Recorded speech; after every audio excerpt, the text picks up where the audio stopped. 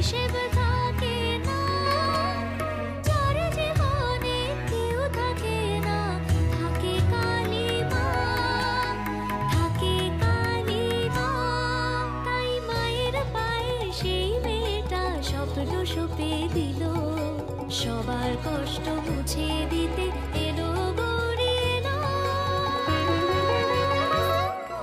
গৌরী এলো, গৌরী এলো, গৌরী এলো, গৌরী এলো।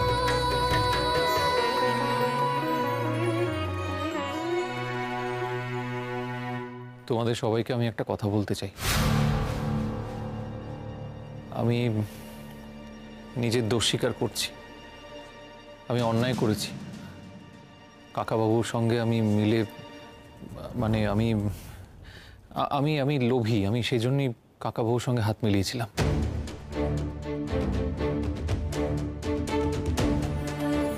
ভেবেছিলাম যে বাড়ির বাইরে চলে যাবে, যাক, আমি তো আর যাব না। কিন্তু ধাক্কা খেয়ে বুঝলাম যে কাকাবাবুর মতন মানুষ কোনো দিন কারোর হতে পারে না, কখনো কাউকে বিশ্বাস করে না, কারোর বন্ধু হয় না। তাই যে শুধু তোমাদের বঞ্চিত করেছে তা কিন্তু নয়, আমাকেও বঞ্চিত করেছে, আমাকে বার করে দিয়েছে সবকিছু থেকে। কিন্তু ওই ব্যবসা বিক্রি করা দুর্বুদ্ধি আমিই দিয়েছিলাম। ব্যাস, তার ফল হাতে নাতে পেয়ে গেলাম।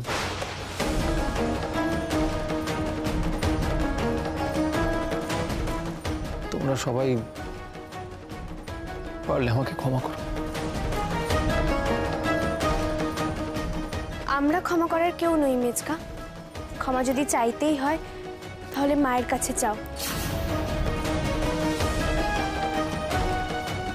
সত্যি মেজদা, এই যে তোর অনুশোচনা, এর আগুনেই পড়ে তুই খাঁটি হয়ে যাবি রে।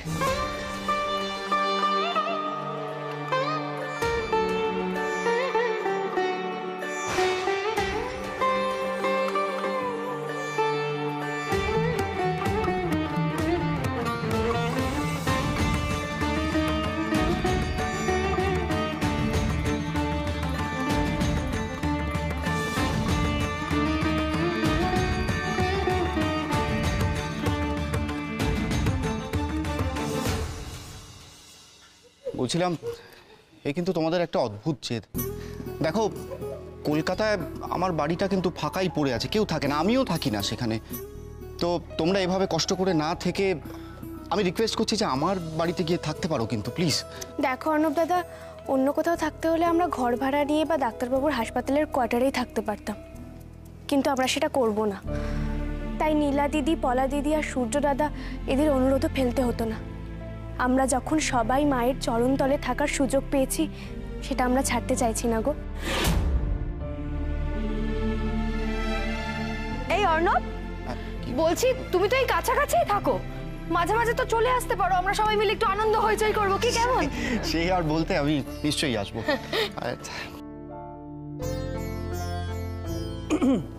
আমি একটু জল খাবো।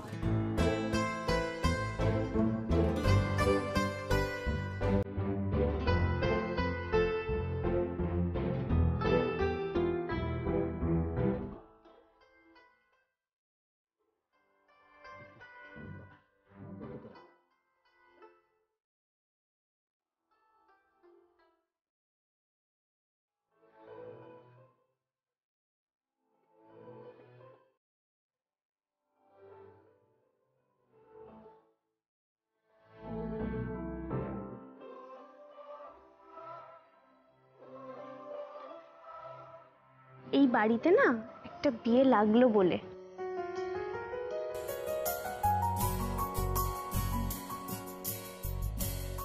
হুমা, তাই নাকি? ভালোই তো, এখানেই বিয়ে, এখানেই খাওয়া দাওয়া, এখানেই বাসর, এখানেই ফুলসজ্জা। ও, ফুলসজ্জাটা তো আবার ছেলের বাড়িতে হয়, তাই না? এই মেজদি ভাই, মুক্তার বিয়েটা না দিয়েই দাও। কি বলছিস বলতো তুই? আমাদের এই অবস্থা দেখে না বরপক্ষে এমনিই পালিয়ে যাবে। কপালে বিয়ের যোগ থাকলে না সেটা হবেই। দেখলে না পিসিমণির কেমন বিয়ে হলো? তা বটে।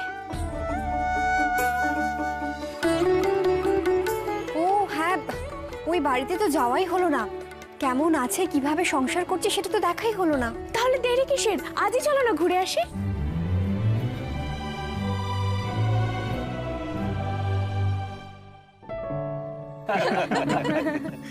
গরম গরম চা। এই তো এই তো দেখে, আরে ও সকাল থেকে 4 কাপ হয়ে গেছে, এই নাও আর কাপ খাও আর কি। আরে ওদের দাও তো। আচ্ছা এক জাতের পৃথক ফল হওয়া যায়? হ্যাঁ, চা তো খেতেই হবে। আর মা তুমি তো জানো আমি পুরো চাতাল। চাতাল মানে কি আবার? আরে বাবা, মদ খেলে যদি মাতাল হয় তাহলে চা খেলে কেন চাতাল হবে না? উফ বাবা, কথা শুনেছিস ওর? এটাকে বাচাল বলে। বাহ, দেখেও ভালো লাগছে দিদি কেমন গুছিয়ে সংসার করছে।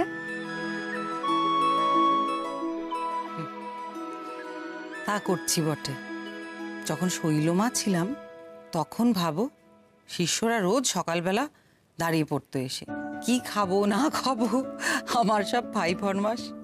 আর এখন সকালবেলা চোখ খুলেই দৌড়, সবার আগে রান্না চাপাতে হয়, তারপর মা এটা করে দাও সেটা করে দাও, উনি আবার কোর্টে যাবেন, জিনিসপত্র জামা কাপড় ইস্ত্রি করা, মানে কোথা দিয়ে যে সকালটা শেষ হয়ে যায় আমাদের নিঃশ্বাস নেওয়ারই সময় পাই না। আজ আবার কি কাণ্ড করেছে শোনো, বাবা আর ছেলে মিলে দুজন বাজারে গেছিল, এত ছোট মাছ নিয়ে এসেছে। এমা কেন কাটিয়ে আনেনি? তাহলে আর বলছি কি, সমস্ত মাছ কাটতে হলো তো। উফ, এত মাছ কে খাবে বলো? আর শোনো, তোমরা এসছো খুব ভালো হয়েছে, তোমরা কিন্তু আজকে খেয়ে যাবে বলে দিলাম। সে কি, ওরা এই প্রথম আমাদের বাড়িতে এলো, তুমি ওদের আজকে চুনো মাছ খাওয়াবে? কি মুশকিল দেখেছো, আমি কি তাই বললাম? তাই তো বললে তুমি। চুপ কর তো, সবসময় বাবার হ্যাঁতে হ্যাঁ, তাই না? সারাক্ষণ শুধু আমার কথার ভুল ধরতে বসে আছে এই দুজন। যা যা, এখন শিগগির যা তো, বাজার থেকে যা যা বলছি সব নিয়ে আয়, যা যা যা, ওঠ। না না পিসিমণি, এখন আর কিচ্ছু আনাতে হবে না, আমরা কিন্তু একটু পরেই উঠবো। একদম বলেছি না, আমার কথা না শুনলে আমি অভিশাপ দিয়ে দেবো কিন্তু। আচ্ছা বাবা, প্লিজ চলো আমার সঙ্গে, প্লিজ হেল্প মি আউট। বইয়ে গেছে আমার, এত বড় ধাড়ি ছেলে, তার সঙ্গে কেউ যায় নাকি? একা যাবো? তোমরা জানো বাবা কি বলেছে? বলেছে রাস্তায় নাকি বাবা বলে না ডাকতে, প্রতীকদা বলে ডাকতে। এত বড় দামড়া ছেলে নাকি বাবা হতে পারবেন না উনি। ঠিকই তো বলেছি। আরে বাবা, 24 বছরের যদি কোনো ছেলে হয় তাহলে তো রাস্তায় বেরোলে একসঙ্গে দুজনকে দেখলে দাদা ভাই মনে হবে কি? উফ, সত্যি দেখছো তো ওদের অবস্থা। এই একটু আগে চায়ের কাপ, সামান্য জিনিস নিয়ে এমন ঝগড়া করছে দুজন, মনেই হয় না এরা বাবা আর ছেলে। দেখেছো, আমি না ভুলেই গেছি একটা জিনিস, তোমরা বসো, আমি এক্ষুনি আসছি, দাঁড়াও। তা এখন তো আপনার বয়স আর 24 নেই, আপনার কোনো চিন্তা নেই, লোকজন হাসবে না, আপনি নিশ্চিন্তে বেরোতে পারেন। আরে হাসবে না আবার? আরে এতদিন তো আমি চিরকুমার ছিলাম, হঠাৎ করে একটা 24 বছরের ছেলের বাবা দেখলে লোকে হাসবে না? না না, ওসব কথা তুমি আসল কথাটা বলছিল কেন বলো তো? বলো না, এত বড় ছেলের বাবা বললে আবার মেয়ে মহলে ওর নাম টাম কমে যাবে না, সেই জন্য দুঃখ পাচ্ছে না, কিছু না। শোনো শোনো, আমি না ওই দেবানন্দের মতো এবারে। ও বাবা,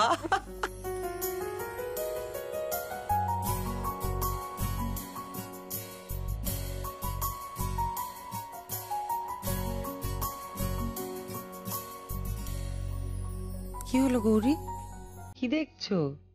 আপনার গোছানো সংসার, মনটা ভরে গেল পিসিমণি। এই সবই তো তোমার জন্য হয়েছে গৌরী, তোমার কাছে আমি চিরকৃতজ্ঞ থাকলাম।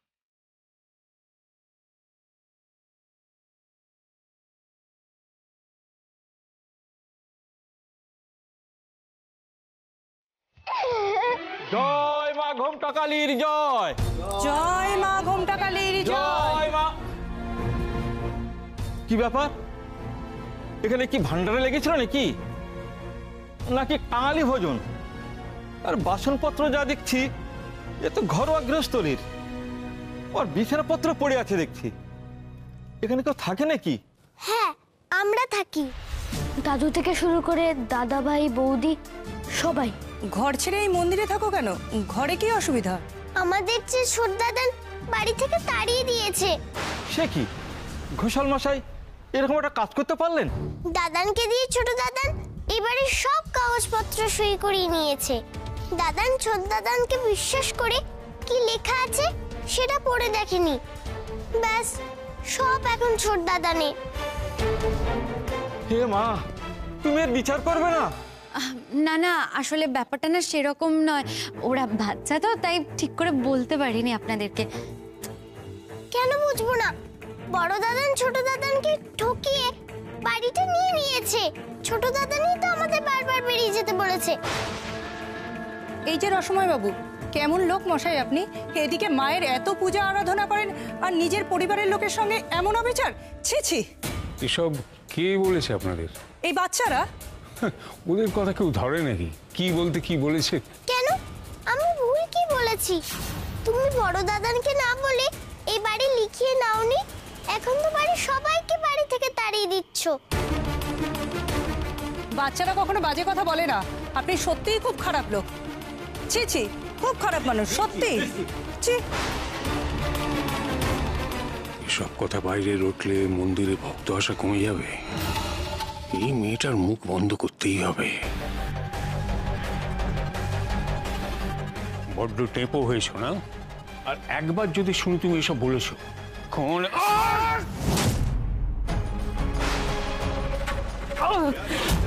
बराधारे खड्ग कत्रे करे धारे कपाले करे वामे कालिकाभ्यै नमस्तुते नीलोत्पल जटाधारे सिन्दूरेन्दु मुखोदये सुरद्भद्रष्ट दोषणे कालिकाभ्यै नमस्तुते कालिकाभ्यै नमस्तुते कालिकाभ्यै नमस्तुते।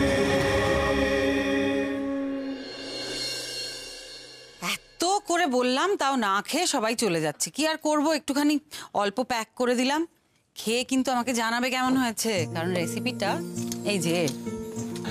আরে বাবা, আমি তো ব্যাচেলার ছিলাম, হাত পুড়িয়ে রান্না করতাম। সেই থেকে এই রান্না করার একটু আধটু স্বাদ জেগেছিল। তবে এই ছোট মাছের ঝাল চচ্চড়ি, এটা খেয়ে বলো কেমন। হ্যাঁ, গ্যারান্টি আঙুল চাটবে কিন্তু। সে যেমনই হোক, কতদিন পর বাড়িতে সবাই একটু জিভে মাছের স্বাদ পাবে, তাই না? মানে কেন তোমরা মাছ খাও না কেন? না পিসিমণি, আসলে সব দিন মাছের রান্না হয়ে ওঠে না। আসলে সব কাজের লোক ছুটিতে আছে তো, সেই জন্য আমাদেরকেই সবটা সামলাতে হয়, সেই জন্য হয়ে ওঠে না। না না গৌরী, আমি কি তোমাকে চিনি না? কাজ করার ভয় বাড়িতে মাছ রান্না হবে না, এটা তো আমি মেনে নিতে পারছি না। আমার কিন্তু ব্যাপারটা বিশ্বাসযোগ্য একেবারেই মনে হচ্ছে না। গৌরী, একটু বলবে আমাকে কি হচ্ছে বাড়িতে? আপনি যখন এত করে জানতে চাইছেন তখন বলছি। ছোট দাদু মিচকার সাহায্য নিয়ে দাদুকে ঠকিয়ে বসত বাড়িটাও নিজের নামে লিখিয়ে নিয়েছে।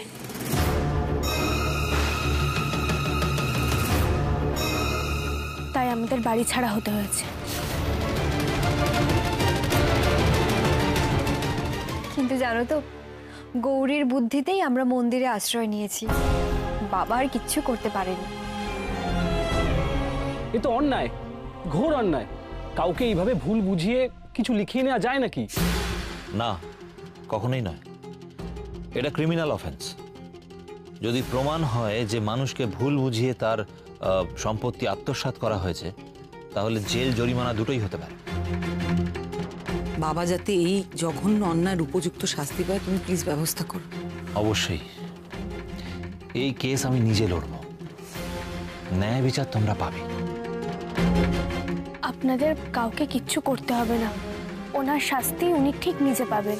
কিন্তু গৌরী, তোমরা এইভাবে বাড়ির বাইরে কদিন থাকবে? কাল তো কালী পুজো, আমার মন বলছে কাল নিশ্চয়ই কিছু একটা হবে।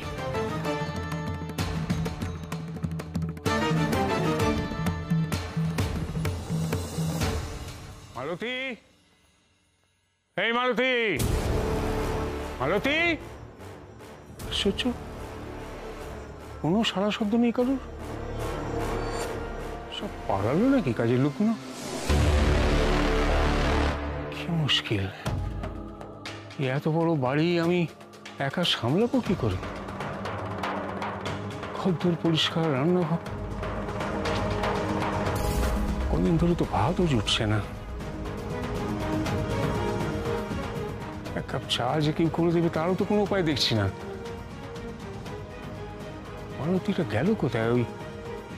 ওদের দলে ভিড়লো নাকি? দেখি তো।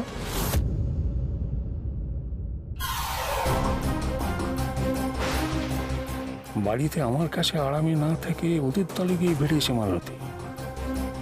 আমি ঠিক এই সন্দেহটাই করছিলাম। আর গৌরীদের যত দেখছি তত অবাক হয়ে যাচ্ছি। বাড়ি ঘরদোর হারিয়ে এরা এত আনন্দ ফুর্তিতে আছে কি করে? আমি তো ভাবতেই পারছি না, এতদিন পর তীর্থ থেকে ফিরলাম আর এইরকম একটা অবস্থার মুখোমুখি হতে হচ্ছে আমাকে। সবই তো শুনলি বড় বউ, এইরকম একটা ঘটনা যে ঘটবে সেটা স্বপ্নেও ভেবেছিলি? আমি তো একটা জিনিস বুঝতে পারছি না যে কাকাবাবু এরকম কেন করলেন। মানে ওনার তো বয়স হয়েছে, আজকে যদি রাত বিরেতে একটা কিছু বিপদ ঘটে তখন কে সামলাবে ওনাকে? কথায় আছে বিনাশকালে বুদ্ধি নাশ হয়। মানুষটার সেই দশা। সব সময় গৌরীকে শত্রু ভেবে ওকে হিংসে করেছে, আর গৌরী একের পর এক বিপদ থেকে মানুষটাকে বাঁচিয়েছে। আসলে লোভ, বড্ড লোভ মানুষটার। কাকাবাবু চিরকাল আমাকে গৌরীর বিরুদ্ধে উস্কে গেছেন, আর আমিও তো তেমন। মাথা গরম হলে আমার কোনো জ্ঞান থাকে না। কবে যে আমি গৌরীর থেকে এতটা দূরে সরে গেলাম আমি না সত্যি নিজেই বুঝতে পারিনি গো।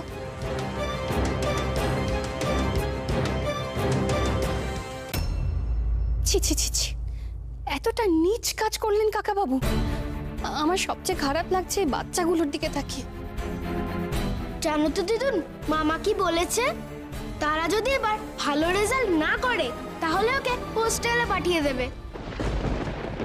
মানে হোস্টেলে পাঠিয়ে দেবে কেন? মানে খারাপ রেজাল্টের সঙ্গে হোস্টেলের কি সম্পর্ক? বাড়িতে কি ভালো করে লেখাপড়া করা যায় না? তুমি বোধহয় ভুলে যাচ্ছ যে তুমিও একদিন এই লেখাপড়ার অজুহাত দেখিয়েই আমাকে হস্টেলে পাঠিয়েছিলে। আমি জানি না আমি তোকে কিভাবে বোঝাবো শান, কিন্তু আমি এই জন্য তোকে হোস্টেলে পাঠাইনি। আমি এই ঠাকুর দেবতা পুজো আর্চা এসব থেকে তোকে দূরে রাখতে চেয়েছিলাম। আমার তো সারাক্ষণ ভয় করতো তুই যদি সাধু সন্ন্যাসী হয়ে আমাকে ছেড়ে চলে যাস, তার জন্যই তো এসব করা। মা, আসল কথা হলো তুমি তোমার থেকে আমাকে দূরে রাখতে চেয়েছিলে। আহ, কি হচ্ছে কি? থাম না তোরা। তারা তুমি যাও এখন এখান থেকে। তোমাকে পিঙ্কি খেলতে ডাকছিল না? যাও, বড়দের মাঝে থাকতে হবে না। আচ্ছা, যাচ্ছি। চিকু, তোর কোচিং ক্লাসে টাইম হয়ে গেছে না? হ্যাঁ হ্যাঁ, এই তো যাচ্ছি। আকাশ, তুমিও যাও, পড়তে বসো। হ্যাঁ হ্যাঁ, যাচ্ছি। আমি তোকে কিছুতেই বোঝাতে পারি না, তাই না শান? আমি না সত্যি সত্যি যা করেছি শুধু তোর মঙ্গলের কথা ভেবে করেছি। আমি মা তো তোর, আমারও তো তোকে ছেড়ে থাকতে খুব কষ্ট হয়েছে শান। মাই, অকারণ অজুহাত দেওয়াগুলো বন্ধ করো। তুমি আমার শৈশবটা নষ্ট করেছো, আর এটাই শেষ কথা। কেন তোমরা পুরনো কথা নিয়ে ঝগড়া করছো বলো তো? তাহলে আমি আসল সত্যিটা বলছি, শোনো।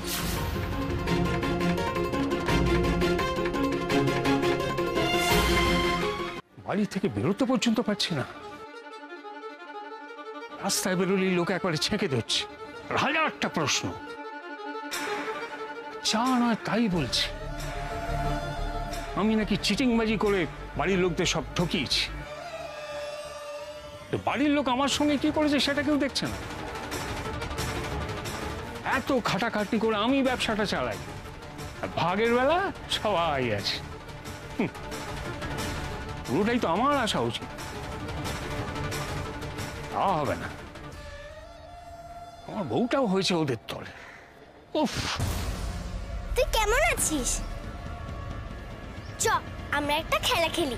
তুই আমাকে ধরতে দেখিস। ধরতে পারে না, ধরতে পারে না, ধরতে পারে না।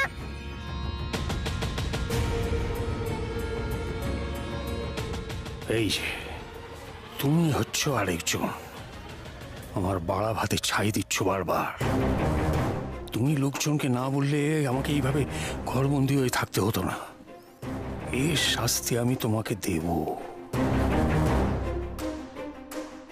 বুঝে বুঝে গেছি যে তোমাকে আমি ছুঁতে পারবো না, কিন্তু তোমাকে আমি শেষ করবই। না ছুঁয়েই তোমাকে পরপারে পাঠিয়ে দেব।